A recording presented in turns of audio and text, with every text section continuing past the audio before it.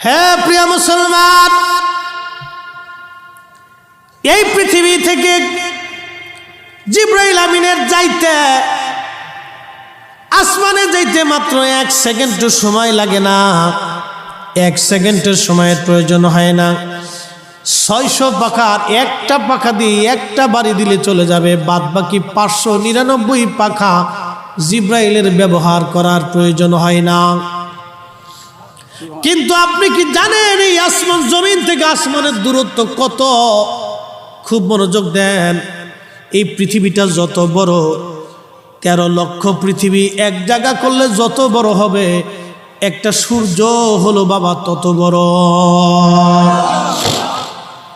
পৃথিবীর মধ্যে যেমন আলো আছে, অক্সিজেন, হাইড্রোজেন, নাইট্রোজেন, জমিন আছে, মাটি আছে, পানি আছে, গাছ আছে, তরু আছে, লতা আছে, মানব আছে, জিন আছে, কিন্তু সূর্যের মধ্যে এগুলি কিছুই নাই, শুধু আগুন আর আগুন। পুরা সূর্যটাই শুধু আগুন আর আগুন। এই আগুনটাকে জ্বালিয়ে রাখার জন্য আমার আল্লাহ প্রত্যেক দিন crore crore trillion billion gas আল্লাহ ব্যবহার করেন। গ্যাস, এই গ্যাসটাকে দেওয়ার জন্যে কোটি কোটি ফেরেশতা আল্লাহ নিয়োজিত করে রেখেছেন। এই সূর্যটাকে জ্বালায় রাখেন আমার আল্লাহ। কেন জ্বালান?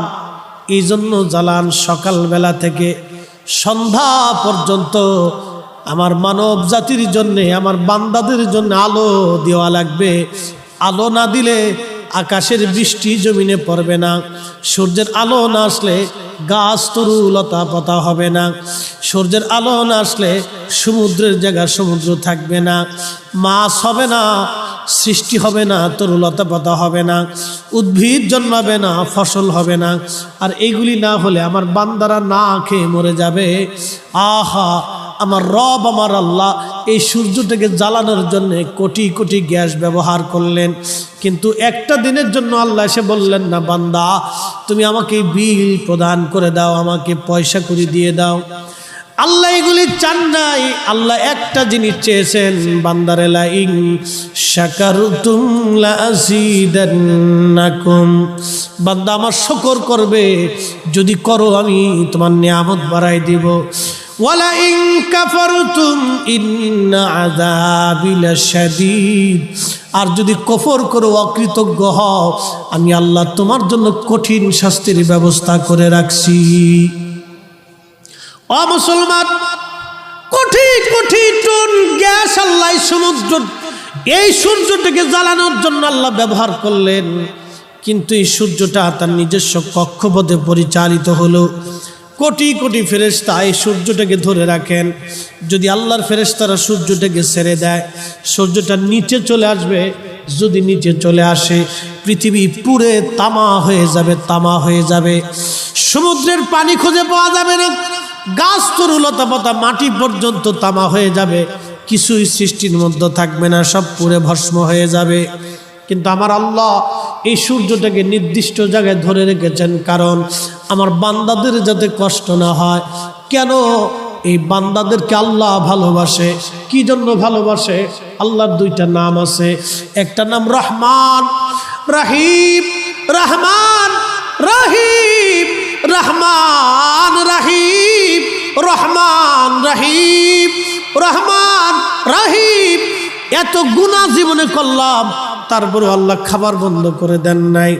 এত গুনাহ জীবনে করলাম, তারপর আল্লাহ সূর্যের আলো বন্ধ করে দেন নাই। এত গুনাহ জীবনে করলাম, তারপর আল্লাহ বৃষ্টি বন্ধ করে দেন নাই। খুব মনোযোগ দিয়ে আল্লাহর নবী বললেন, সাহাবীরা রে, তোমরা কি জানো সূর্যটা কোথায় যে ডুবে যায়? সাহাবীরা বলেন, আল্লাহু ওয়া রাসূলুহু আলাম, আল্লাহ এবং তার নবী ভালো জানে। সূরা ইয়াসিন, আশ-শামসু তাজরি লিমুস্তাকাররিল লাহা, এই যে সূর্য তার নিজস্ব কক্ষপথে পরিচালিত হয়। আশ-শামসু ওয়াল কামারু বিহুসবানি ওয়ান নাজমু ওয়াশ-শাজারু ইয়াসজুদান, সূর্য এবং চাঁদ তার নিজেদের কক্ষপথে পরিচালিত হয়। চাঁদ কখনো সূর্যের কক্ষপথে যায় না, সূর্য কখনো চাঁদের কক্ষপথে আসে না। সূর্য তার নিজের কক্ষপথে পরিচালিত হয়। সাহাবীদেরকে নবী বলেন, সাহাবীরা তোমরা কি জানো সূর্যটা কোথায় যে ডুবে যায়? সাহাবীরা জবাব দিলেন, আল্লাহু ওয়া রাসূলুহু আলাম, আল্লাহ জানে, নবী জানে, আল্লাহ জানে, নবী জানে, আল্লাহ জানে, নবী জানে। সূর্যটা আল্লাহর আরশে মুআল্লার নিচে সিজদার মধ্যে পড়ে কাঁদতে থাকে। আল্লাহ অনুমতি যদি দেন আলো নিয়ে ফিরে যাব, অনুমতি যদি না দেন সিজদার মধ্যে পড়ে কাঁদবো। আল্লাহর নবী বলেন, উম্মত রে, সূর্যটাকে আল্লাহ অনুমতি দেয়, অনুমতি দেওয়ার পরে সূর্য আলো নিয়ে ফিরে আসে। কিন্তু কিয়ামতের পূর্ব সময় আল্লাহ অনুমতি দিবেন না, দিবেন না, দিবেন না, বহুদিন পার হয়ে যাবে, অনুমতি দিবেন না। হঠাৎ করে যখন অনুমতি দিবেন, অনুমতি দেওয়ার পরে সূর্য পূর্ব দিকে উঠার সময় পাবে না, পশ্চিম দিক থেকে সূর্য ওঠা শুরু হয়ে যাবে। নবী বলেন, উম্মত রে, ঠিক তখনই তওবার দরজা বন্ধ হয়ে যাবে, তওবার দরজা বন্ধ। কিয়ামতের সময় ঘনিয়ে যাবে, তওবার দরজা বন্ধ হয়ে যাবে সেই দিন। এই জন্য সময় থাকতে তওবা করে নেন। তওবা ছাড়া কিন্তু কবিরা গুনাহ মাফ হয় না, তওবা ছাড়া গুনাহ মাফ হয় না। ও মুসলমান, হবিগঞ্জবাসী, চুনারঘাটের দুর্গাপুরের বাজারের মুসলমানের মাইকের আওয়াজ যত দূর পর্যন্ত যাচ্ছে, একটু মনোযোগ দেন। এই সূর্যটা আমার রব, আমার আল্লাহকে সেজদা দেয়। বান্দান, এই সূর্যটা এত বিরাট বড় সূর্য, এটা জ্বালানোর জন্য আল্লাহ কোটি কোটি টন গন গ্যাস ব্যবহার করেন। আচ্ছা বলেন, আল্লাহ কি আমাদের কাছে ঠেকা? হ্যাঁ হ্যাঁ, আল্লাহ কি আমাদের কাছে ঠেকা? প্রিয় মুসলমানেরা, মনোযোগ দিয়েন বাবাজি। বলছিলাম মুহাম্মদ ইবনে সুলাইমান জাজুলি রাহমাতুল্লাহ আলাইহির কথা।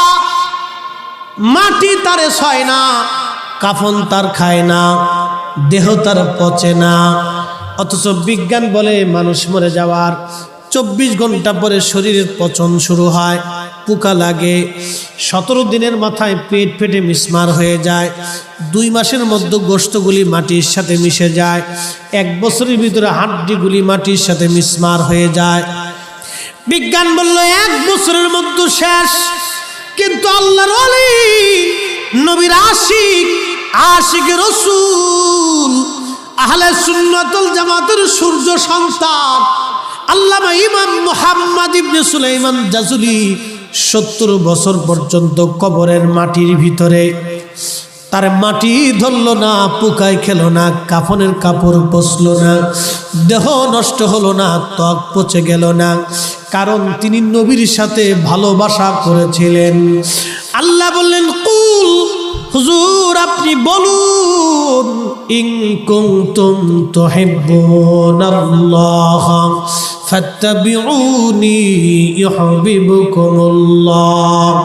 কেউ যদি আমি আল্লাহর সাথে ভালোবাসা করতে চাই, হাবিব আপনার উম্মতকে বলেন সেজন্য আপনি নবীর সাথে আগে ভালোবাসা করেন।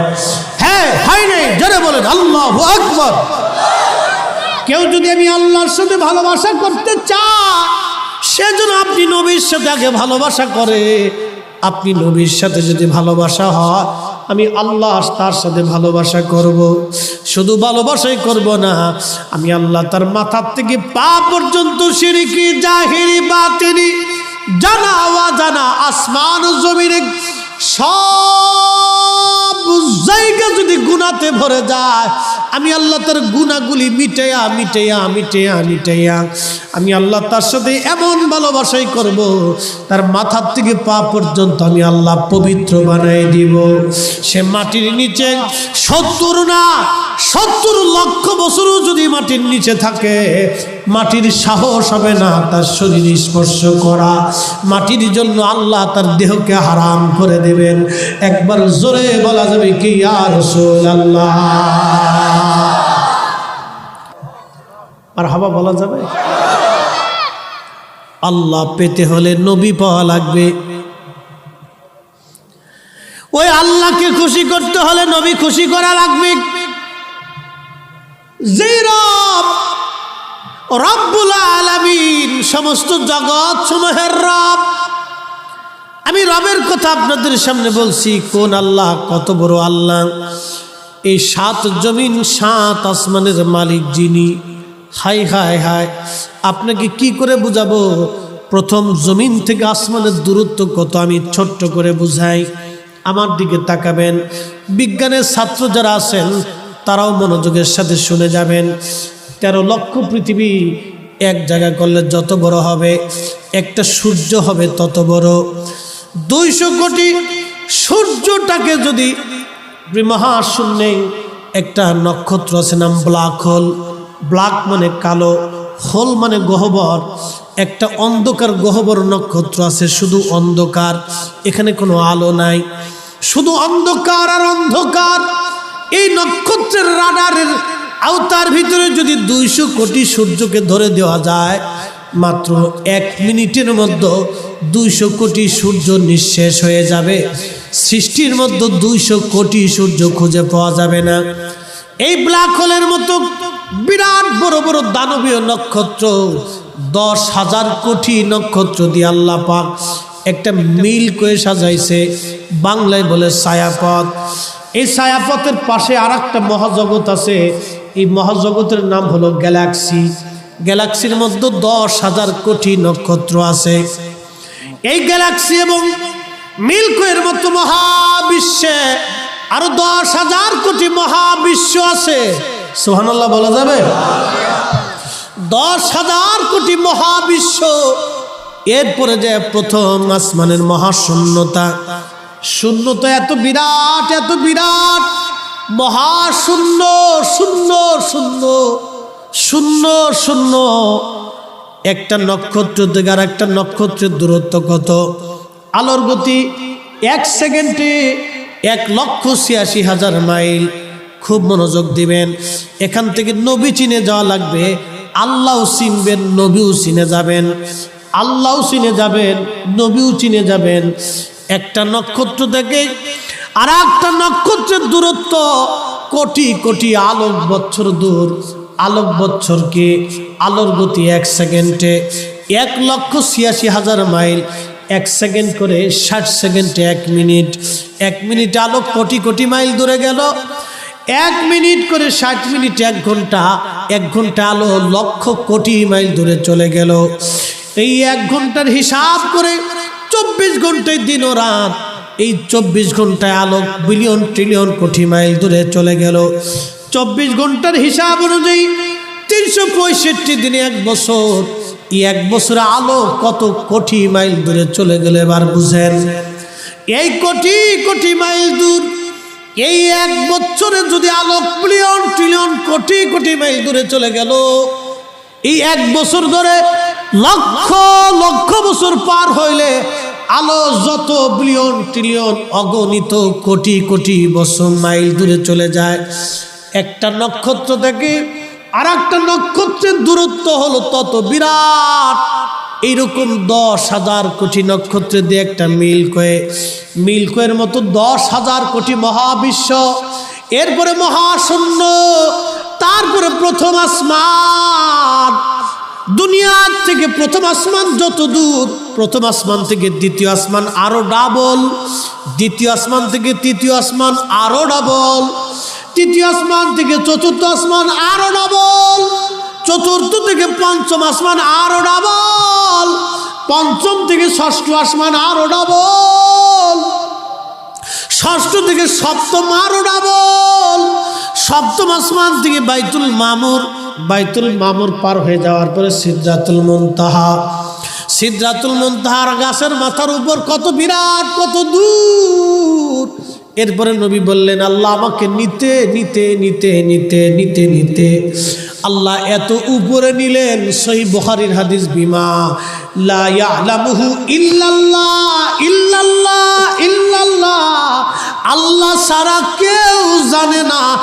এত উপরে আল্লাহ নিতে নিতে নিতে নিতে নিতে নিতে আমাকে এত উপরে আল্লাহ নিলেন। আল্লাহ ছাড়া কেউ জানে না, কেউ জানে না, কেউ জানে না, কেউ জানে না।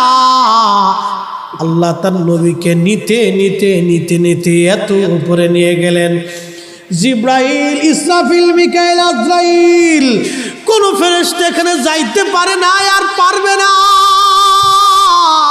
কোন নবীকে আল্লাহ নেয় নাই, কোন রসুলকে আল্লাহ নেয় নাই। আল্লাহ এবং তার নবী, আল্লাহ তার নবী, আল্লাহ তার নবী, আল্লাহ তার নবী, সেই নবীকে তাজিম করার জন্য আমার ভাইরা দলিল তালাশ করে। আচ্ছা আপনারা বলেন, এই নবীকে তাজিম করার জন্য দলিলের দরকার নাই, কারণ আমার নবী নিজেই তাজিমওয়ালা, আমার নবী নিজেই তাজিমের দলিল। কথা বলেন ঠিক কিনা? বলদ বুঝাবেন কেমনে বলেন তো? আমার দিকে তাকান। আমি কেবল বিজ্ঞান থেকে আপনাকে প্রথম আসমান, দ্বিতীয় আসমান, তৃতীয়, সপ্তম, সিদরাতুল মুনতাহা পর্যন্ত সামান্য আপনাকে ধারণা দিয়েছি। এটা তো ধারণা, ধারণা। যদি কারো ফ্লাইটে বিদেশ যান তো দেখবেন বিমান আকাশ দিয়ে উড়ার পরে একটা সীমানা আছে, 26,000 ফুট, 29,000 ফিট। এরকম যখন বিমান উঠতে থাকে তখন কানের ভিতরে ধাপ্পা ধাপ্পা লাগে। কথা কোন ঠিক কিনা? যারা বিমানে গেছেন ধাপ্পা ধাপ্পা লাগে, কারণ এই বিমানটা শূন্যে উড়ে। অক্সিজেন, হাইড্রোজেন, নাইট্রোজেনের আওতার একবারে শেষ সীমানার দিকে চলে যায়। এ মুসলমান, নবীকে আল্লাহ নিলেন, নিতে নিতে নিতে নিতে অক্সিজেন নাই, হাইড্রোজেন নাই, নাইট্রোজেন নাই, কত জগৎ পার করছে দেখেন তো। হাই হাই হাই হাই, নবীকে আল্লাহ নিলেন, শ্বাস প্রশ্বাস তখনও চলতেছে, চোখে নবী তখনও দেখতেছে, হাত পা ক্রিয়া চলতেছে, ব্লাড সার্কুলেশন তখনও চলতেছে, নবী দিব্যি, নবী আল্লাহর সাথে কথা বলতেছে, আল্লাহর সাথে দেখা হচ্ছে। সেই নবীকে তুমি তোমার নিজের মতো ভাবতেছো, লজ্জাটাও তো করা উচিত। এক কথা বলেন, শরম করা তো উচিত। লজ্জাটাও কি নষ্ট হয়ে গেল নাকি বুঝলাম না। শরম করাটাও তো উচিত। হ্যাঁ, আমি কি করে আপনাকে বুঝাবো যদি আপনি না বুঝেন? এখান থেকে বুঝে যাবে। সেই নবী দুনিয়াতে আল্লাহ চিনেন এবং নবী চিনেন, দুইটা জিনিস চিনে যান। এই সব কিছুর মালিক কে? আর একটু যদি সন্দেহ আছে কি? নাই। আমরা যে জমিনের উপরে বসাই এর নিচে আরো কয়টা আছে? আরো 6টা আছে, মানে এইটা দিয়ে 7টা, এর নিচে আরো কয়টা? এটা দিয়ে 7টা, এর উপরে কয়টা? 7টা। মনোযোগ দিয়ে, এর উপরে 7টা আসমান, আসমানই 7টা, জমিনই 7টা। এর ভিতরে আনুষঙ্গিক যা আছে এগুলির কেবল বিজ্ঞানের থিম থেকে হিসাব আপনাদেরকে সামান্য একটু করছি। এটা বিজ্ঞানের গবেষণা দিয়ে যা দেখছে ধরছে, ওরা গবেষণা করে খুঁজে মুজে যা পাইছে তাই। আর বাকিটা তো ওরা খুঁজতে পারে না, বাকিটা তো ওদের চোখের আড়ালে। কিন্তু আমার রসুল করিমের চোখের রাডারের ভিতরে। আরো জোরে, আম্মাদের আয়েশা সিদ্দিকা ওই হুজরা শিবির বারান্দায় বসে বসে 1 2 3 4 5 নক্ষত্র গুনতেছে। তো প্রিয় নবীজি ডাক দিয়ে বললেন যে, আয়েশা কি করো? বলে, হুজুর আকাশের নক্ষত্র গণনা করি।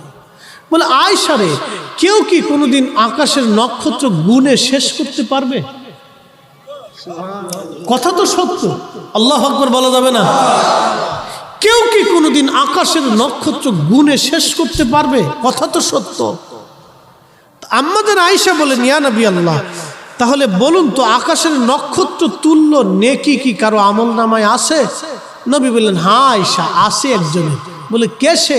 বলে, তার নাম ওমর। আর একটু জোরে, এ ব্যক্তির নাম কি? কে? কে?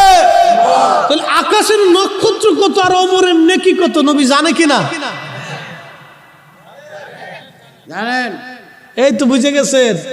সূত্র না মিললে অঙ্ক কিন্তু কষবেন, খাতাও শেষ হবে মাগার, কলমও শেষ হবে মাগার, অঙ্ক শেষ হবে না। ওমরের নেকি কত আর আকাশের নক্ষত্র কত নবীর দরবারে খবর আছে। আম্মা জান আয়েশা সিদ্দিকার মনটা বেজার হয়ে গেল। বলে আয়েশা মনটা বেজার কেন? বলে হুজুর ভাবছিলাম আপনি আমার আব্বাজানের কথা বলবেন, আমার আব্বাজান এত ত্যাগ স্বীকার করলো। বলে আয়েশা রে, তোমার বাবার জন্য একটা সুসংবাদ নিয়ে যাও। বলে কি সুসংবাদ? বলে তোমার আব্বাজানের এক রাত্রের নেক অ্যাটেনশন আমার দিকে তাকাবেন, কথাটা অনেক দামি, অনেক দামি। তোমার বাবার জীবনের এক রাত্রের নেক আমার উম্মতকে আর এক পাল্লায় দিলে এক রাত্রের ওজনের সমান হবে। আম্মা জান আয়েশা বলেন হুজুর কোন সে রাত? বলে আয়েশা রে, হিজরতের রাত্রিবেলা আমি গভীর রাত্রিবেলা তোমার বাবার দরজার মধ্যে টোকা দিয়েছিল, ছোট্ট করে টোকা দিয়ে আস্তে করে ডাক দিয়ে বলেছিলাম আবু বকর, সাথে সাথে দরজাটা খুলে গেল। আমি ডেকে বলেন আবু বকর তুমি কি ঘুমাও নাই? বলি ইয়া রাসূলুল্লাহ, ওই যে আপনি বলেছিলেন হিজরত করা লাগতে পারে, আমি সেই দিন রাত্রি থেকে অর্ধবতী রাত পর্যন্ত কোনোদিন বিছনায় পিঠ লাগাই নাই। আপনি কখন আসবেন, কখন আসবেন, কখন আসবেন, কখন আসবেন? আমি ঘরের দরজার সাথে হেলান দিয়ে আপনার অপেক্ষায় দাঁড়াই থাকতাম, কখন আসবেন, কখন আসবেন?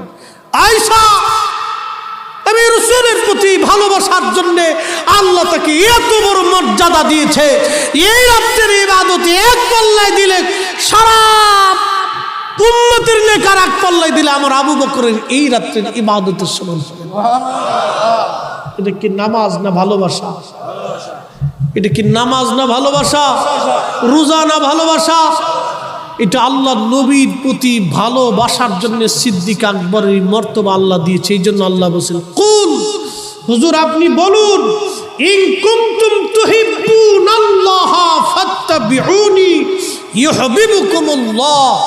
ও আমার হাবিব উম্মতকে বলুন, উম্মত যদি আমি আল্লাহর সাথে ভালোবাসা করতে চাই তো আপনি নবীর সাথে আগে ভালোবাসা করতে হবে।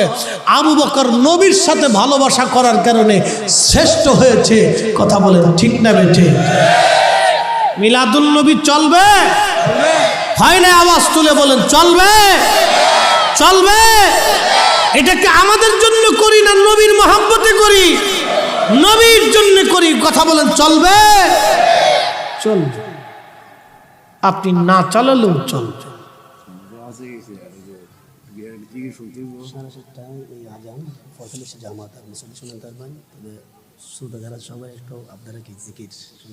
হ্যাঁ, আমার ওয়াজ আমি ক্লোজ করে ফেলছি। আচ্ছা আচ্ছা ঠিক আছে। আচ্ছা ইনশাল্লাহ। তাহলে বলেন আবু বকরের শ্রেষ্ঠত্ব কিসের জন্য? নবীর প্রেমে। কথা কর না কেন? কথা ঠিক, কথা ঠিক। দলিলে না ভালোবাসা? কথা কন, দলিলে না ভালোবাসা? অনেকে দলিল চায়, দলিল দেব না। দলিল বহুত জীবনে দিছি, জীবনে বহু দলিল দিয়েছি, দলিল দরকার নাই, ভালোবাসা। পৃথিবীর 4 আলেমের এক আলেম ইমাম মালিক 80 বছর ধরে মদিনাতে জুতা পরলেন না। না আসতে হয়ে গেছে ভাই। একজন ব্যক্তির কলিজাতে রসুলের প্রতি তাজিম কতটুকু যে 80 বছর জুতা পরেন নাই। 80 বছর মদিনাতে জুতা পরেন নাই। আপনি আরবে একদিন জুতা ছাড়া চলতে পারবেন না? হাই সর্বনাশ, 80 বছরের জীবনে জুতা পরেন নাই। একসাথে জবান খুলে কিছু সময় আল্লাহর জিকির হবে, জবান খুলে দিবেন। আল্লাহ কোরআনে বলেন আলা, সাবধান, বিযিকিরিল্লাহি তাতমাইন্নুল কুলুব। অন্তরের শান্তি, অন্তরের প্রশান্তি একমাত্র আল্লাহর জিকিরের মাধ্যমে হয়ে থাকে। আল্লাহর জিকির ছাড়া অন্তরের প্রশান্তি কখনোই আসবে না। জবান খুলে দিয়ে কিছু সময় আল্লাহর জিকির করি, লা ইলাহা, জোরে লা ইলাহা, ও লা ইলাহা, ও লা ইলাহা, ও লা ইলাহা, হাসবি রব্বি জাল্লাল্লাহ মা ফি কলবি গায়, আহা নূর মুহাম্মদ পড়ি লা ইলাহা ইল্লাল্লাহ লা ইলাহা ইল্লাল্লাহ লা ইলাহা আল্লাহ আল্লাহ আল্লাহ আল্লাহ আল্লাহ আল্লাহ আল্লাহ আল্লাহ আল্লাহ আল্লাহ আল্লাহ আল্লাহ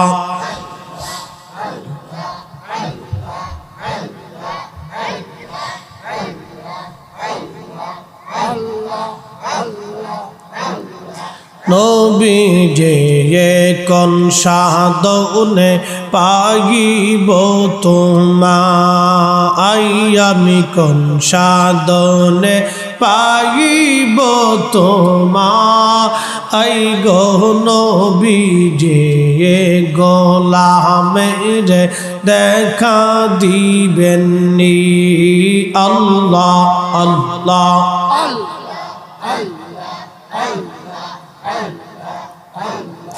বনের যত পশুগণ ভক্তি করতই দুই চরণ মেঘমালা সায়া দিত গা আই গো নবীজি কোন সাধনে পাইব তোমায় আল্লাহ আল্লাহ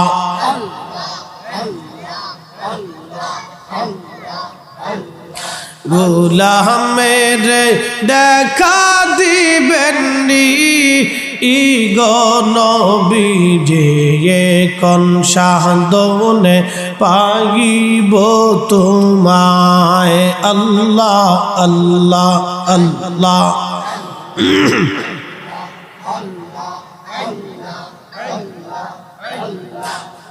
তোমার এই সমস্ত মুজিজা দেখা হযরত খাদিজা জীবন যৌবন সপিল আপনা আই গো নবীজি কোন সাধনে পাইব তোমায় আল্লাহ আল্লাহ আল্লাহ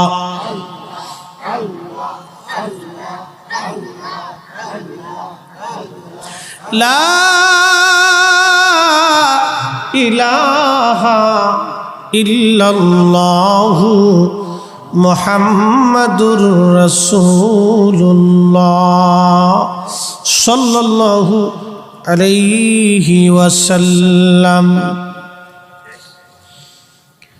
নোয়াগাঁও গ্রামবাসী ও একতা সুন্নি যুব সংঘের উদ্যোগে পঞ্চম বার্ষিক সুন্নি মহাসম্মেলনের সম্মানিত সভাপতি জনাব আলহাস মোহাম্মদ সাইদ আলী তালুকদার সাহেব, বিশিষ্ট মুরব্বী নোয়াগাঁও এলাকা, সম্মানিত সহসভাপতি বৃন্দ দেওয়ান মিয়া সাহেব, শহীদ আলী সাহেব, আব্দুল হামিদ সাহেব, ইয়ার হোসেন সাহেব, সোরাব আলী সাহেব, আলহাস শরীফ মিয়া সাহেব, আব্দুর রউফ সাহেব, রাজা মিয়া সাহেব সহ সকল মুরব্বিন ইকরাম, প্রধান অতিথি কাদরিয়া তৈয়বা কামিল মাদ্রাসার স্বনামধন্য সাবেক অধ্যক্ষ মুফতি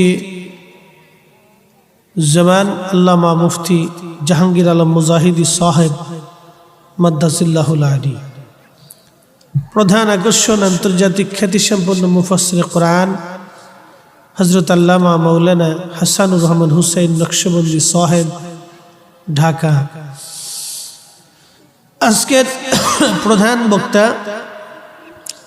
সারা বাংলার আলোড়ন সৃষ্টিকারী বক্তা আল্লামা হযরত মাওলানা মুহাম্মদ খিজির আহমদ সাহেব মাদ্দাজিল্লাহুল আলী, শাহ সুফি হাজী ইউনুস রহমাতুল্লাহ আলাইহি, জামি মসজিদ নারায়ণগঞ্জ। খতিব বিশেষ বক্তা হযরত মাওলানা কারি মোহাম্মদ আলাউদ্দিন আল হুসাইনি সাহেব মাদ্দাজিল্লাহুল আলী। আমন্ত্রিত মেহমানবৃন্দ জনাব আব্দুল কাদির লস্কর সাহেব, চেয়ারম্যান উপজেলা পরিষদ, জনাব মোহাম্মদ এজাজ ঠাকুর চৌধুরী সাহেব, চেয়ারম্যান 7 নং বাহাটা ইউনিয়ন পরিষদ, জনাব আলহাজ আব্দুল সত্তার সাহেব, সেক্রেটারি ডুগরাপুর বাজার, চনলঘাট। এলাকার সকল মুরব্বান একরাম, কলিজার টুকরো যুবক ভাইরা, পর্দানশী আমার সম্মানিতা মা ও বোনেরা, মাইকের আওয়াজ যত দূর পর্যন্ত যাচ্ছে, পাশেই এই আপনাদের দুর্গাপুর বাজার, এই বাজারে আমি কয়েকবার তাফসীর করার সুযোগ আমার হয়েছে বাদ মাগরিবে। আজকেও আপনাদের সামনে মাহফিলে আসার মতো সুযোগ আল্লাহ করে দিয়েছেন। বছরের প্রথম দিন মাগরিবের শুরুতেই বয়ান, আপনারাও মোটামুটি বেশ এসে একবারে বসে পড়েছেন। আপনাদের এলাকার একটা ভালো দিক প্রশংসা না করলেই নয়, বাচ্চারা মাহফিলের সামনে বসে পড়ে। এটা মায়ের গুণ, বাবার গুণ। মায়ের গুণের বদৌলতে বাচ্চারা মাহফিলের সামনে এসে বসে পড়ে, এটা মাদেরকে ধন্যবাদ দিতেই হয়। মায়েরা বাচ্চাদেরকে শিক্ষা দেয়।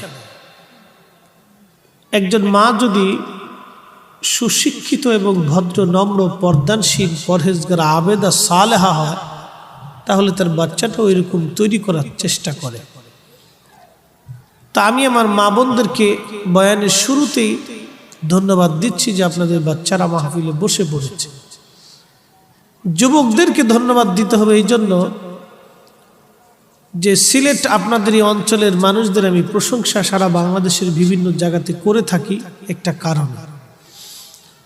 এই অঞ্চলের যুবক যারা আছে সাধারণত তারা মাহফিলের একটা সময়ে তারা বসে পড়ে যায় এবং যুবকরাই মাহফিলের ইন্তজাম করে এবং আলেমদের সাথে তাদের একটা সুসম্পর্ক, ভালোবাসা এবং আদব, উত্তম চরিত্রের জন্য আপনাদেরকে ধন্যবাদ দিতে হয়।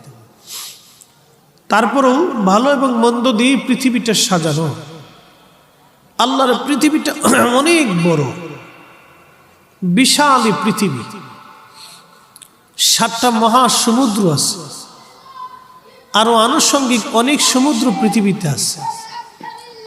পৃথিবীতে জমিন আছে, 7টা মহাদেশ আছে। 7টা মহাদেশের ভিতরে অনেক বড় বড় দেশ আছে। পৃথিবীতে অনেক বড় বড় মরুভূমি আছে। সবচেয়ে মরুভূমির নাম হচ্ছে সাহারা মরুভূমি। অন্তত বাংলাদেশের 20-30টা দেশের সমান একটা মরুভূমি হবে। চিন্তা করেন তো মরুভূমিটা কত বড় হতে পারে। এই মরুভূমির ভিতরেও আল্লাহ কীট পতঙ্গ, পোকা মাকড় জীবন দিয়েছেন, তাদের খাবারের ব্যবস্থা আল্লাহই করে দিয়েছে। পৃথিবীতে অনেক জঙ্গল আছে, তার ভিতরে একটা জঙ্গলের নাম হচ্ছে আমাজন। এটা আফ্রিকার অনেকগুলি দেশ মিলে একটা জঙ্গল। বাংলাদেশের মতো অনেকগুলি দেশের সমান একটা জঙ্গল হবে।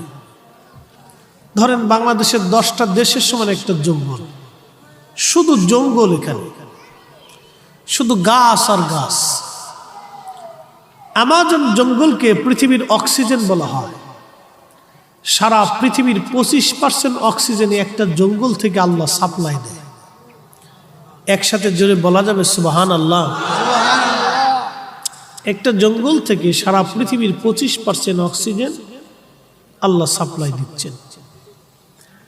বাংলাদেশে একটা জঙ্গল আছে, তার নাম সুন্দর বন।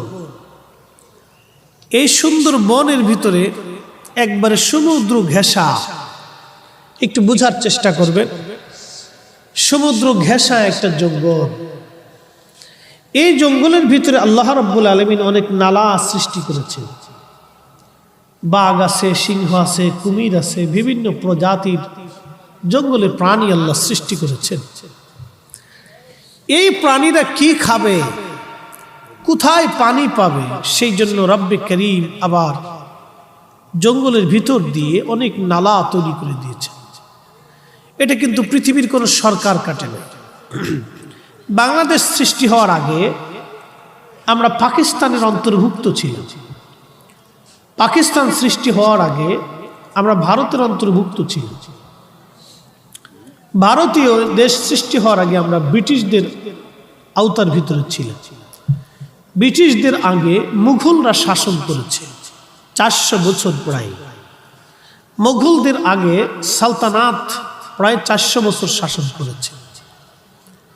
সালতানিয়ত আমলের আগে এই উপমহাদেশগুলিতে হিন্দু বিভিন্ন রাজা, সেন, গোর, দাস এরকম অনেক বংশ এই উপমহাদেশ শাসন করেছে। সুন্দরবন কিন্তু আজকে থেকে না, 1000 বছরের ইতিহাস সুন্দরবনের।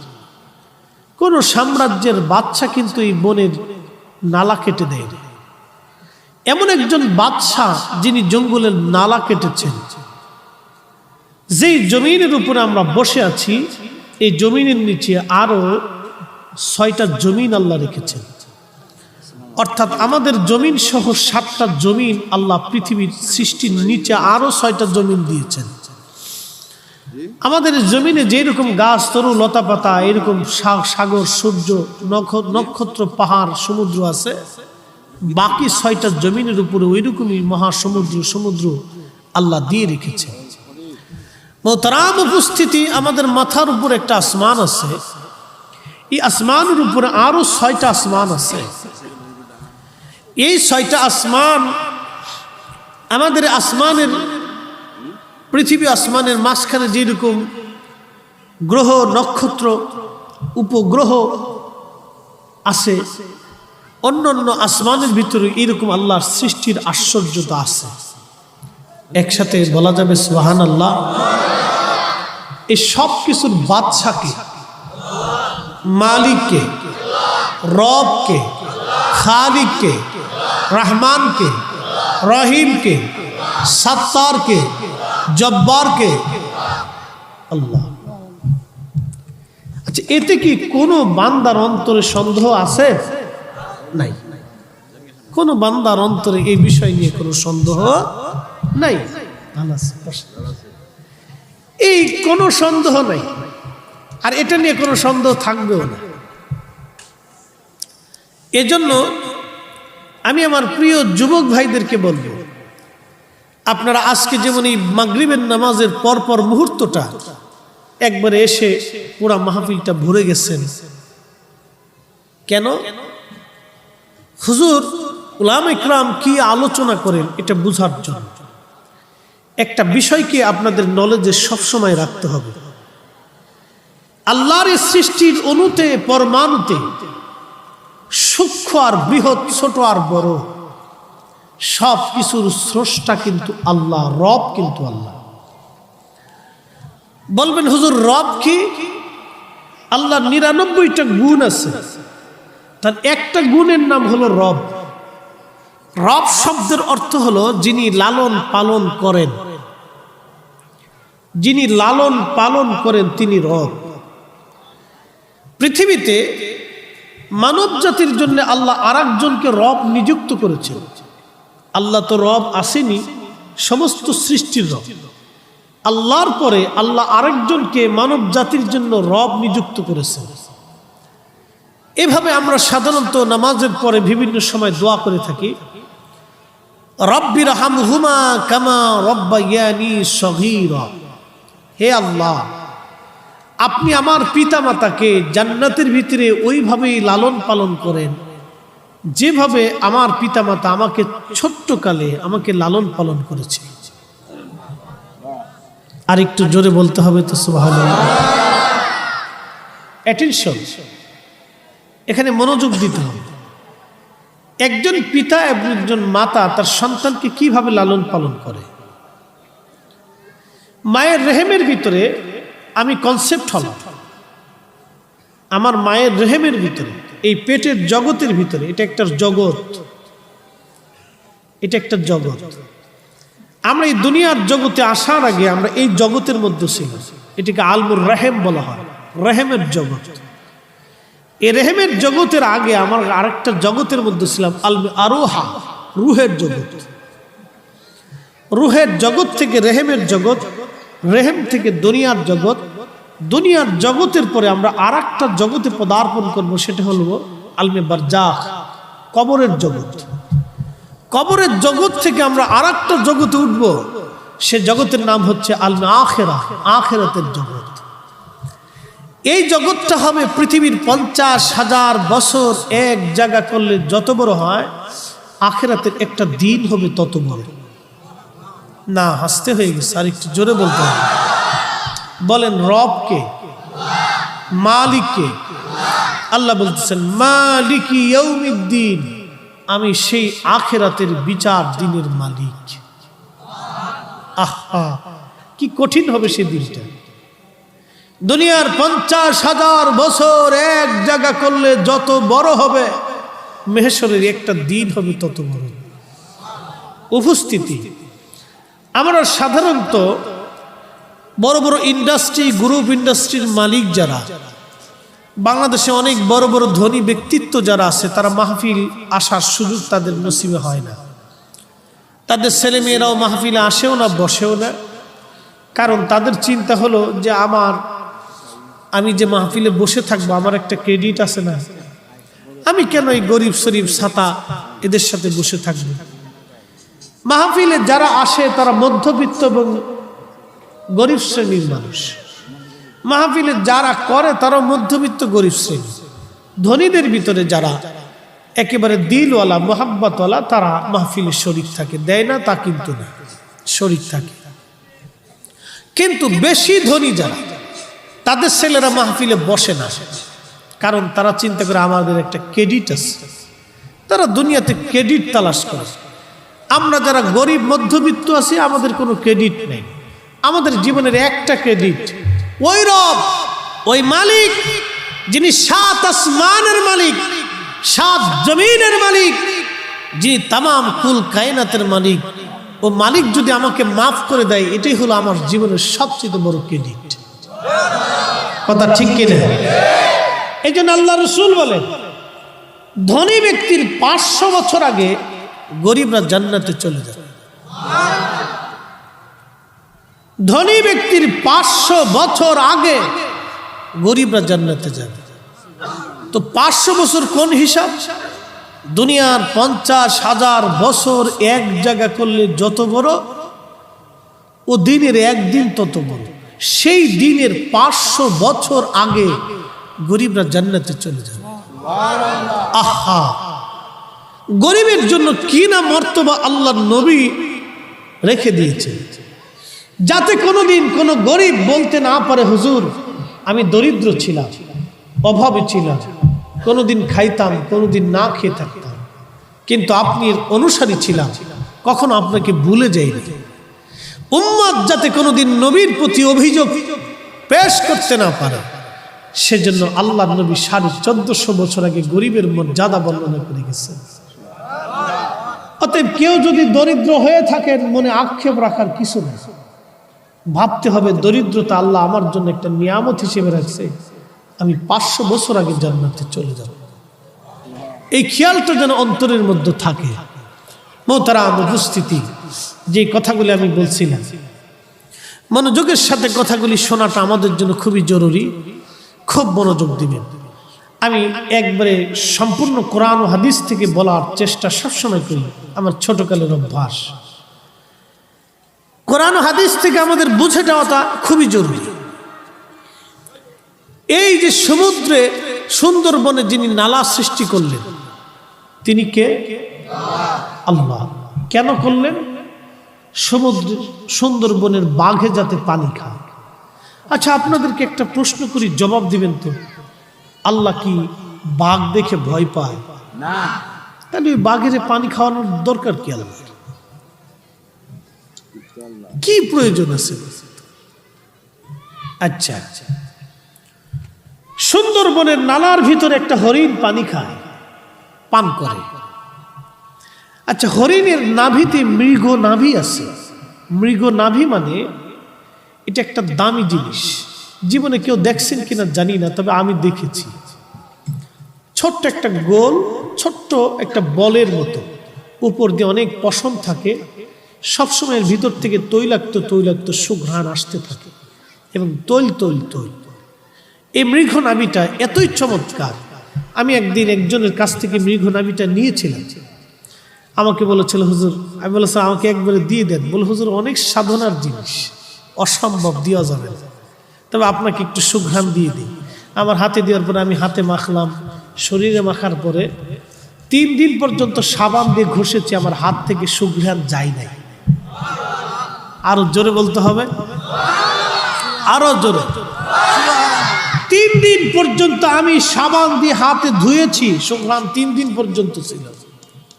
এটার নাম মৃগ নাভি। একটা হরিণের নাভিতে আল্লাহ রাব্বুল আলামিন এই মৃগ নাভি তৈরি করে দেন। এত চমৎকার সুঘ্রাণ আমার আল্লাহ এই মৃগ নাভির ভিতরে দিয়ে দেন। শুধু সুঘ্রাণ না, এটা একটা দামি খাবার, এটা আলাদা বিষয়, এটা ওয়াজে বলা যাবে না। এই মৃগ নাভিটা এতই দামি জিনিস, এতই সুঘ্রাণ, কিন্তু আপনি কি জানেন একটা হরিণের মৃগ নাভিতে মৃগ নাভি আল্লাহ তৈরি করে দিলেন।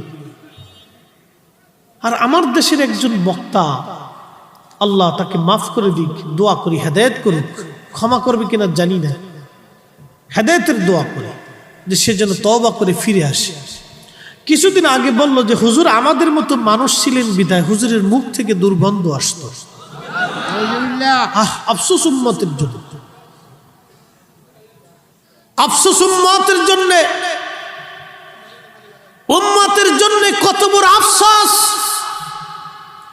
বন্য একটা প্রাণী, একটা হরিণের নাভিতে যদি রাব্বে কারীম মৃগ নাভি তৈরি করে দেয়, তাকে সম্মানিত করতে পারে, সৃষ্টির ফাউন্ডেশন যিনি, যার কারণে আল্লাহ সৃষ্টিকে সাজিয়েছেন, সে নবীর মুখ থেকে বলে দুর্গন্ধ আসে।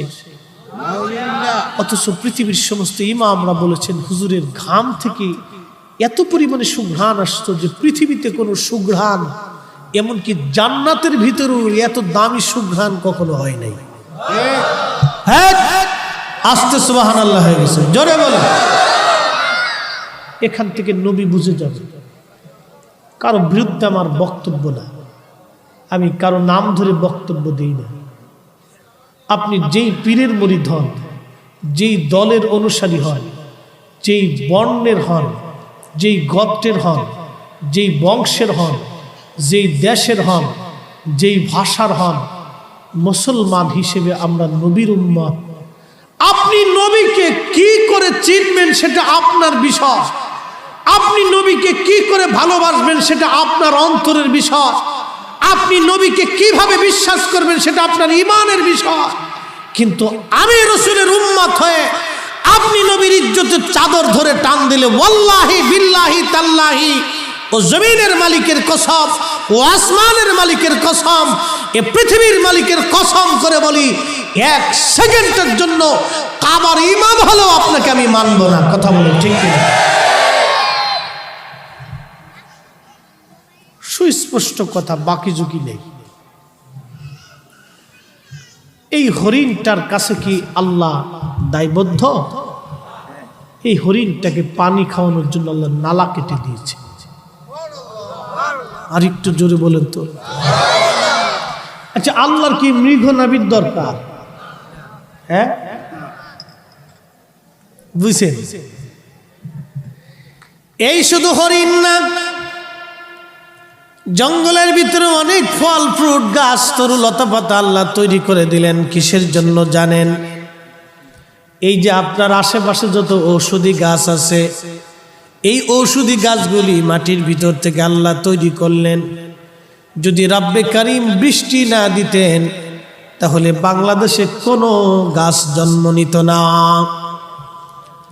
হ্যাঁ, চুনারুঘাটের মুসলমান, হাবিগঞ্জের মুসলমানেরা, মাইকের আওয়াজ যত দূর যাচ্ছে খুব মনোযোগ দিয়েন।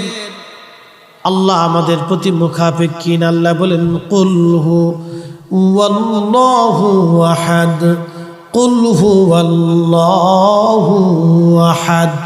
হুজুর আপনি বলেন আমি আল্লাহ এক, আল্লাহুস সামাদ। আমি আল্লাহ কারো মুখাপেক্ষি না, সব আমি আল্লাহর মুখাপেক্ষি। ও নবীর উম্মত, মনোযোগ দিন। আল্লাহ আকাশ থেকে বৃষ্টি দিয়ে জমিনে মাছ দেয়, মাছের ভিতরে আল্লাহ স্বাদ দিলেন। আপনাদের সিলেটে হবিগঞ্জ, সিলেট, সুনামগঞ্জ, মৌলভীবাজার, নেত্রকোনা, এরপরে আপনার কিশোরগঞ্জ, বিরাট বাংলাদেশের 6টা জেলা মিলে বিরাট অংশ হাওর মিলে শুধু পানি আর পানি, পানি আর পানি। কোটি কোটি ট্রিলিয়ন টন পানি আল্লাহ দিলেন। এই পানিগুলি আমার আল্লাহ পাক আবার নিয়ে চলে গেলেন। এখন আর সেই পানিগুলি নাই, এত পানি আল্লাহ দিলেন, পানি নিয়ে গেলেন। এত পানি কেনই বা দিলেন, কেনই বা নিলেন? বাজানো আমি পরবর্তীতে বুঝতে পেরেছি কেন এত পানি আল্লাহ দিলেন। সারা বাংলাদেশের 45 বছরের ইতিহাসে এই বছরে বাংলাদেশে বৃষ্টিপাত কম হয়েছে। যদি এই বন্যাটা আল্লাহ না দিতেন তাহলে বৃষ্টিপাত কম হওয়ার কারণে আমাদের দেশে ফসলের ক্ষতি হয়ে যাইত। আল্লাহ পাক 6টা জেলার মানুষকে কষ্ট দিয়া বাকি 64 জেলার মানুষের জন্য আমার আল্লাহ একটা বন্দোবস্ত করে দিলেন। এত পানি আল্লাহ পাক দিয়ে পুরা বাংলাদেশের মাটিকে আল্লাহ সিক্ত করে দিলেন। বৃষ্টিপাত কম হয়ে গেল। বৃষ্টিপাতের পানির প্রয়োজনটা আল্লাহ অন্যভাবে বন্যার মাধ্যমে পুরা করে দিলেন। আল্লাহ এই বৃষ্টির পানি বন্যা দিয়ে পুরা করলেন, বন্যার পানি বৃষ্টি দিয়ে পুরা করলেন। আমার বান্দাদের যাতে ফসল কম না হয়, কষ্ট না পায়, রিজিকের কমতি না আসে, যেই রব আমার জন্য সমুদ্রের ভিতরে আল্লাহ মাছের ব্যবস্থা করে দিলেন, যেই রব আমার জন্য আকাশে বৃষ্টির ব্যবস্থা করে দিলেন, যে আল্লাহ জমিনের শস্যের ব্যবস্থা করে দিলেন, যে আল্লাহ গাছের ফলের ব্যবস্থা করে দিলেন। আল্লাহ বলতেছেন, শোনো হে তোমরা আমি রবের প্রশংসা করো, কৃতজ্ঞতা প্রকাশ করো। আলহামদুলিল্লাহি রাব্বিল আলামিন। সমস্ত প্রশংসা সেই আল্লাহর জন্য যিনি সমস্ত জগৎ সমূহের রব। এ ভাইরা আমার, ওই সুন্দরবনের ভিতরে দিয়ে নালা দিয়ে হরিণের জন্য পানির ব্যবস্থা করলেন আমার আল্লাহ, পাখিদের জন্য খাবারের ব্যবস্থা করে দিলেন আল্লাহ। একবার চিৎকার মেরে জোরে বলা যাবে কি সুবহানাল্লাহ? এত নিয়ামত পাওয়ার পরও মানুষ আল্লাহকে সেজদা দেয় না, আল্লাহ শুকর আদায় করে না, আল্লাহ জিকির করতে চায় না।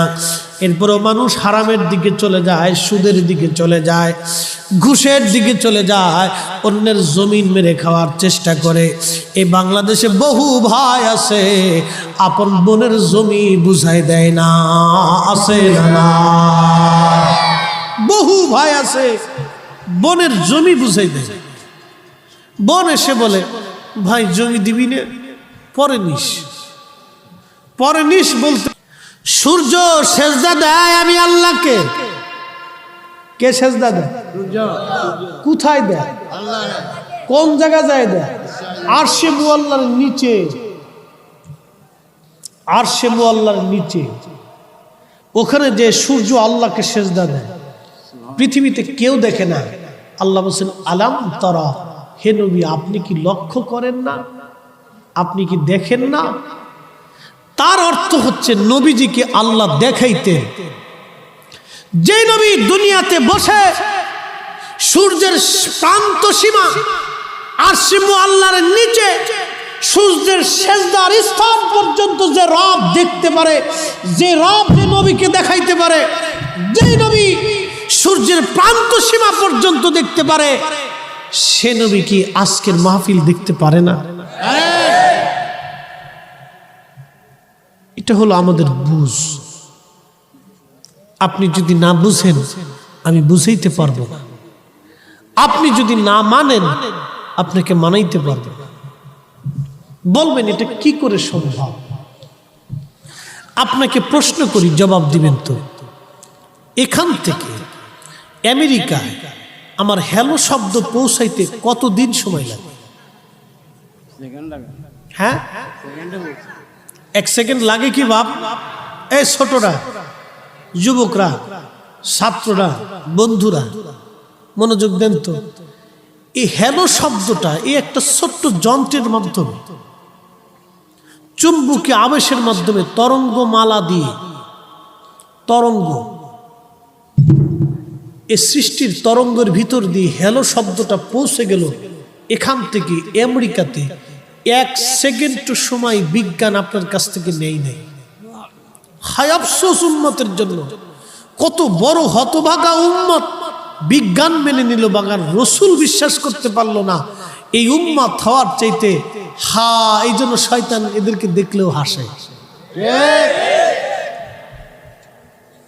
শয়তান এদেরকে দেখলেও হাসে।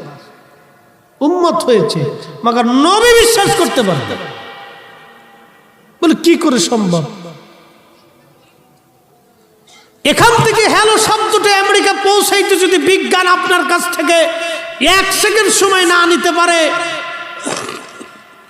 আপনাকে বিজ্ঞান ধরে দেখিয়ে দিল আমি এক সেকেন্ড সময় নেই নাই, তোমার হ্যালো শব্দটা আমি আমেরিকা পৌঁছাবো। এই তরঙ্গমালার ভিতর দিয়ে হ্যালো যদি আমেরিকা বিজ্ঞান পৌঁছাইতে পারে, রসুল করিম সাল্লাল্লাহু আলাইহি ওয়াসাল্লাম আমার নবী মদিনাতেই থাকবে, ইয়া নবী সালামু আলাইকা শব্দটা নবীর দরবারে পৌঁছাইতে এক সেকেন্ড সময়ের প্রয়োজন লাগে না। কথা বলেন ঠিক না?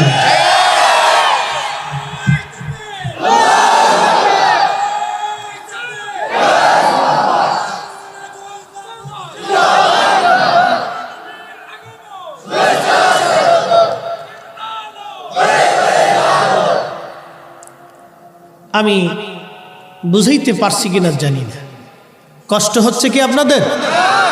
আর একটু সময় চলবে তো ইনশাল্লাহ। আসতে হয়ে গেছে আরো জোরে। কে জানে? জোরে বলেন, কে জানে? আল্লাহ জানে, আল্লাহ জানে। আমি বলি নাই তো, সাহাবীরা বলছি। এখন আপনি যদি বলেন সাহাবীরা বেদাতি, তো আপনার লুঙ্গি কাপড় উঁচু করে টর্চ লাইট মারার দরকার। দেখতে হবে আপনার মুসলমানই দিছে কিনা। এই কথা বলার জন্য যদি সাহাবী বেদাতি হয়, তাহলে আপনি মুসলমান আছেন কিনা একটু দেখতে হবে। কি কথা বলেন? আল্লাহু ওয়া রাসূলুহু আলাম, আল্লাহ এবং তার নবী ভালো জানে। সুবহানাল্লাহ। আমরারও আকীদা আল্লাহু ওয়া রাসূলুহু আলাম, আল্লাহ এবং তার নবী ভালো জানে। কি কথা বলেন, ঠিক কি না? সাহাবীরা যেইভাবে আকীদা নিছে, আমরা ওইভাবে আকীদা নিছি। যদি তার কারণে বেদাতি হয়ে যায় তো অসুবিধা নেই, আমরা বেদাতি হইতেও রাজি আছি।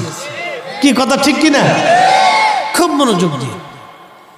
তো প্রিয় নবীজি বললেন সাহাবীরা, সূর্য যেতে যেতে যেতে যেতে আল্লাহ পাকের আরশে আজিমের নিচে যায়, আরশে আজিমের নিচে যায় আল্লাহকে সেজদা দেয়। কে সেজদা দেয়? কাকে? আল্লাহকে। তো সূর্য প্রত্যেক দিন সেজদা দেয়, কিন্তু আপনি মানুষ তো দিলেন না। আল্লাহ তো প্রত্যেক দিন আল্লাহকে সূর্য সেজদা দিচ্ছে, সূর্য আল্লাহর আইন অমান্য করে না। আল্লাহু আকবার। হায় হায়, মানুষ আল্লাহর আইনকে অমান্য করে। মানুষ এত বড় সূর্য, 13 লক্ষ পৃথিবী এক জায়গা করলে যত বড় সূর্যটা হলো তত বড়, তাও পুরাটাই আগুন আর আগুন। এই সূর্যটা রব্বে করিমের দরবারে যে আরশে মুআল্লার নিচে যে আল্লাহকে সিজদার মধ্যে পড়ে বলি, ইয়া রব, আপনি যদি অনুমতি দেন তাহলে আবার পৃথিবীর মানুষের জন্য আলো নিয়ে ফিরে যাব, আর যদি অনুমতি না দেন তাহলে আমি আপনার কদমের সিজদা পড়ে কাঁদতে থাকব। এই রাত শুরু হয়েছে, এখন মাগরিবের নামাজের পরে এশার পূর্ব মুহূর্ত। কালকে 31st নাইট গেছে, ইংরেজি নববর্ষ। ইংরেজি নববর্ষ পৃথিবীতে attention, Europe, America, Australia, Asia, Africa, পৃথিবীর বহু দেশে কালকে কত নারী ধর্ষিত হয়েছে তার হিসাব। 31st night. কালকে যে কি পরিমাণ জেনা হয়েছে আপনি কল্পনা করতে পারবেন।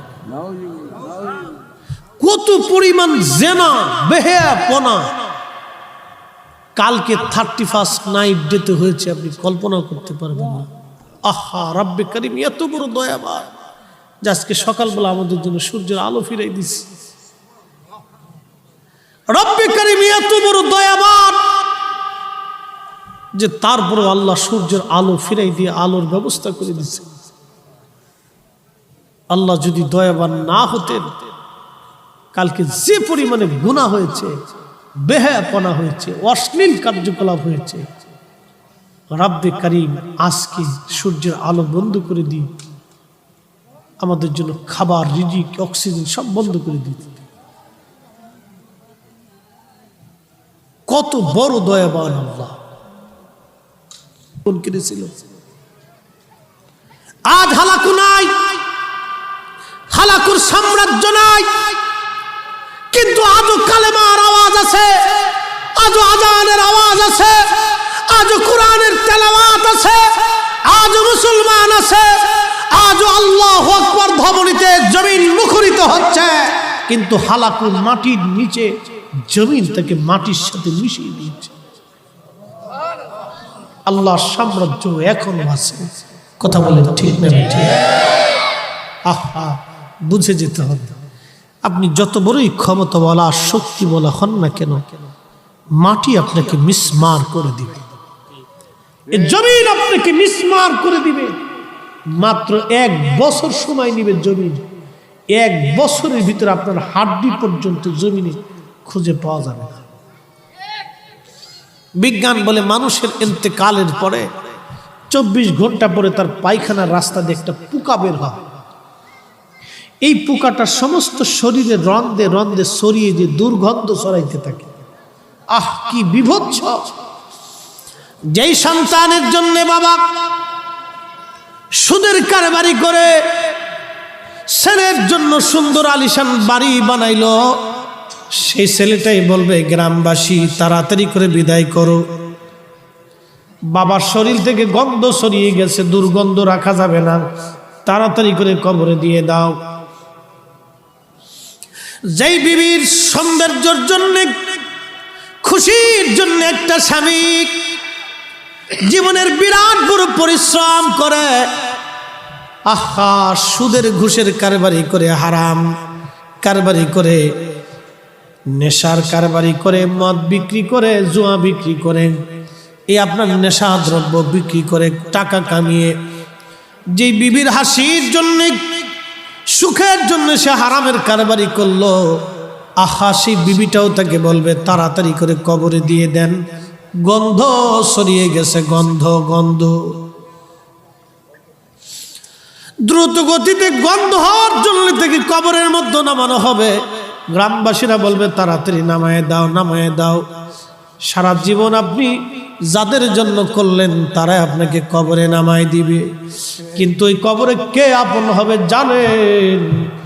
ওই কবরে যিনি আপনাকে বুকে টেনে নিবেন তিনি রাহমাতুল লিল আলামিন। যদি বুঝতেন নবীর কদমের গোলাম হয়ে যাইতেন, গোলাম। সিফাত আলান নাসিরউদ্দিন শাহ রাহমাতুল্লাহ আলাইহি দেশের মানুষ, ওলি ঘুমিয়ে গেছে, পূর্ব পশ্চিম তার কবর হয়ে গেছে। আল্লাহর ওলি ঘুমিয়েছে। ওলিরা মাটির উপরে ওলি, মাটির নিচেও তারা ওলি। কথা বলেন ঠিক কিনা? ওলিরা মাটির উপরেও সম্মানিত, মাটির নিচেও সম্মানিত, মাটির উপরেও ইজ্জতওয়ালা, মাটির নিচেও ইজ্জতওয়ালা, মাটির নিচেও তারা ইজ্জতওয়ালা। আল্লাহ বলেন ইন্নাল্লাযীনা আমানু ওয়া আমিলুস সালিহাতি উলাইকা হুম খায়রুল বারিয়া। ঈমানের আমল নিয়ে যারা কবরে গেল, আল্লাহকে খুশি করে যারা কবরে গেল, আল্লাহ বলেন উলাইকা হুম খায়রুল বারিয়া। तमाम সৃষ্টির মধ্যে তারা সেরা, সৃষ্টির মধ্যে তারা সেরা, সৃষ্টির মধ্যে তারা সেরা, সেরা সেরা সেরা সেরা। বাজান, আল্লাহর ওলি সিফাত আলান নাসিরউদ্দিন শাহ রাহমাতুল্লাহ আলাইহি ঘুমিয়ে আছেন। মাটির নিচেও সেরা, মাটির উপরেও তারা সেরা, মাটির নিচেও সেরা, মাটির উপরেও সেরা। একটা বিষয় খেয়াল করবেন, এই উপমহাদেশের ভিতরে অনেক সাম্রাজ্য ছিল। মোগল সাম্রাজ্য বলেন, এর আগে সালতানাত সুলতানরা ছিল, এরপরে ব্রিটিশরা ছিল, তার আগে বহু বংশ ছিল, অনেক হিন্দুরা যারা ছিল আজকে তাদের মাটির কবরগুলি মাটির সাথে মিশে গেছে, তাদের চিহ্ন পর্যন্ত নাই, তাদের কবরের পাশে কোনো মানুষ যায় না। কিন্তু সুলতানুল আউলিয়া, সুলতানে বাংলা হযরত শাহজালাল ইয়ামানি মুজাররিদি রাহমাতুল্লাহ আলাইহি এমন একজন সুলতান, এমন একজন সুলতান, এমন একজন সুলতান, এমন একজন বেলায়েতের বাদশা, এমন একজন বেলায়েতের বাদশা। দুনিয়ার রাজত্ব ওনাদের ছিল না, কিন্তু আল্লাহ তাদেরকে এমন একটা রাজত্ব দিলেন, দুনিয়ার উপরেও তারা সেরা ছিল, মাটির নিচেও তারা সেরা হয়ে গেল। শুধু সেরাই হয় নাই, পৃথিবীর মুসলমান যতদিন থাকবে ততদিন পর্যন্ত মুসলমান তাদের মাজারের পাশে যে রাব্বে কারিমের দরবারে হাত তুলে তুলে কাঁদবে, আল্লাহ তোমার এই অলির উসিলায় আমার মাকাসাদগুলি মঞ্জুর করো, আমার আশা কবুল করে নাও। কথা বলেন ঠিক না বেঠিক? পৃথিবীতে হাজার বেদাতের ফতোয়া আসবে, শিরকের মাসাল আসবে, কিন্তু মুসলমান শাহজালালের মাজারে যেতে ভুলবে না। প্রশ্ন করবেন কারণ কি? কারণ একটাই, তারা জমিনের উপরেও যেমন সেরা, জমিনের নিচেও তারা সেরা। কেন সেরা হলো? তারা আল্লাহকে এমনভাবে তারা খুশি করছে, আল্লাহকে এমনভাবেই তারা রাজি করেছে যে আল্লাহ দুনিয়ার উপরেও সেরা বানায় দিয়েছে, দুনিয়ার নিচেও আল্লাহ সেরা বানায় দিয়েছে। কিন্তু আমরা যারা পাপিষ্ঠ গুনাহগার, পাপিষ্ঠ গুনাহগার, এই যে আমরা মাঝে মধ্যে সুন্নি সুন্নি সুন্নি সুন্নি বলি, অনেকে ভাবে হয়তো এটা তাদের রাজনৈতিক ফায়দা। আল্লাহি বিল্লাহি তাল্লাহি না। বর্তমান পৃথিবীতে একটা দেশ খেলায় ভালো করেছে, মুসলিম দেশ, তার নাম মরক্কো। এই মরক্কোর একজন অধিবাসী ছিলেন, তার নাম হযরতে মুহাম্মদ ইবনে সুলাইমান জাজুলি রাহমাতুল্লাহ আলাইহি। আল্লাহর নবীর দুরূদের কিতাব উনি লিখেছেন, দালাইলুল খায়রাতের মুকদ্দমার মধ্যে এসেছে, আল্লাহর ওলি ইন্তেকাল করলেন 70 বছর পরে ওনার কবরের উপর থেকে মাটি সরাইয়া কবরের ভিতর থেকে যখন ওনাকে আনতে যাওয়া হলো 70 বছর পর, 70 বছর আগে যেইভাবে কবরের মধ্যে রাখা হয়েছিল 70 বছর পরে ওইভাবে কবরের মধ্যে আছে, একটা পশম পর্যন্ত খসে পড়ে যায় নাই। একবার জোরে বলা যাবে কি সুবহানাল্লাহ? অ্যাটেনশন, মানুষের ইন্তেকালের পরে তার ব্লাড সার্কুলেশন বন্ধ হয়, তার ধমনী বন্ধ হয়, হার্ট বন্ধ হয়, মানে পুরা বডিটা তার নিস্তেজ হয়ে যায়, বডিতে আর কোনো সচলতা থাকে না। কিন্তু সুলাইমান জাসুলি রাহমাতুল্লাহ আলাইহি ইন্তেকাল হলেন 70 বছর আগে। 70 বছর পরে মাটি সরিয়ে ওনার দেহ উঠানো হলো, একবারে তরতাজা মানুষ। আমাকে যেমন আপনারা দেখতেছেন, আপনার নিজের হাতের দিকে ধরে দেখেন, আপনার হাত গরম, প্রচন্ড শীত হবে কিন্তু শরীর গরম, কারণ ব্লাড সার্কুলেশন চলতেছে, রক্ত সঞ্চালনের জন্য ব্লাড, রক্ত গরম, ভিতরটা গরম থাকবে। আপনি আপনার বুকের উপরে হাত দিয়ে দেখেন, আপনার হার্ট চলতেছে, হার্টবিট চলতেছে, আপনার শ্বাস প্রশ্বাস চলতেছে, আপনার চোখ তাজা, ঠোঁট তাজা, শরীর তাজা, ত্বক তাজা। ঠিক 70 বছর পরও মুহাম্মদ ইবনে সুলাইমান জাজুলি রাহমাতুল্লাহ আলাইহি আশিক রাসূল, ওনার ঠোঁট তাজা, শরীর তাজা, ওনার শরীরের ব্লাড সার্কুলেশন, রক্ত সঞ্চালন তখনও চলতেছে। না আস্তে হয়ে গেছে তো, আরেকটু জোরে বলতে হবে। মালিক কে? জোরে বলেন কে? কে? কে? কেন সুলাইমান জাজুলি 70 বছর পরে ওনার দেহ বসলো না? কারণ কি? একটা সূত্র আপনাদেরকে মনে করে দিয়ে যাচ্ছে। আমি কোরআন থেকে, হাদিস থেকে বলি, আমি আগেই বলেছি, আমি বেহুদার সময় নষ্ট করি না, আমার জীবনের অভ্যাস এটা। খুব মনোযোগ দিবেন, যা বলিব সত্য বলিব, মিথ্যা বলিব না, যা বলিব পারফেক্ট বলিব, ভগিযোগী বলার টাইম আমার হাতে নাই। কোরআন হাদিসের এত আলোচনা, এত ভুরি ভুরি ভুরি ভুরি আলোচনা, যদি দেখুন কোরআন থেকে প্রথম থেকে শুরু করি তো এই কোরআনের 2-3টা আয়াত তাফসীর করতে গেলে তো জীবনের একটা রাত শেষ হয়ে যায়, তো তাফসীর শেষ হবে, তো বাকি আলোচনা করার সময় কখন আছে? মনোযোগ দিয়ে। আল্লাহ পাক একটা সূত্র দিয়েছেন। কি সূত্র জানেন? বলতেছি, মনোযোগ দেন। সুলাইমান জাজুলি আহলে সুন্নাতুল জামাতের একজন ইমাম, আহলে সুন্নাতুল জামাতের একজন আকীদার বিশিষ্ট মানুষ। শুধু আকীদার না, আল্লাহ রাসূলের এতটাই আশিক ছিলেন, প্রিয় নবীজির দুরূদ শরীফ সারা জীবনে লিখেছেন আর পড়েছেন। আমার দেশে এখন দুরূদ নিয়ে ঝগড়া হয়, বলে এটা বেদাত, সেটা জায়েজ, এটা দাঁত, এটার দাঁত নাই, এটা নানান কিচ্ছে। আমার বুঝে আসে না মাঝে। আমি আমার ওই সমস্ত ভাইদের হৃদয়টাকে ভাবি, এদের দিল ইসলাহ না, সংশোধন, দিল পচে গেছে, দিল মরে গেছে। আল্লাহ রাসূলের দুরূদ নিয়ে ঝগড়া করার কি আছে রে বেটা? উম্মত দুরূদ পড়েই না। আরে দুরূদ এমন একটা দামি জিনিস, এমন দামি নিয়ামত। হায় আফসোস, উম্মতের কত বড় সৌভাগ্য যে আল্লাহ আমাকে আপনাকে নবীর উম্মত বানিয়েছে। কিয়ামত পর্যন্ত যদি সিজদায় পড়ে আল্লাহর কাছে কাঁদি, বলি আল্লাহ তোমার শুকর করতেছি, কিয়ামত পর্যন্ত সিজদা হবে, কিন্তু আল্লাহর দরবারে শুকর আদায় শেষ হবে না। আল্লাহ এত বড় ইহসান আপনাকে করেছেন যে এই নবীর উম্মত বানিয়েছে। মুসা বলেছিল আল্লাহ উম্মত বানাও, আল্লাহ হবে না। ঈসা বললেন আল্লাহ উম্মত বানাও, ঈসারটা কবুল হলো। ইব্রাহিমও বলেছিল আল্লাহ উম্মত বানাও, আল্লাহ বলেন হবে না। আদম নবীকে আল্লাহ উম্মত বানাই দাও, আমি আদি পিতা, তাতে কি হচ্ছে, আমাকে ওই নবীর উম্মত বানাও, আল্লাহ কেন না, তাও হবে না। দাউদ বলল উম্মত বানাই দাও, বলে তা হবে না। সুলাইমান বলল উম্মত বানাও, বাদশাহী ছেড়ে দেবে, আল্লাহকে তা হবে না।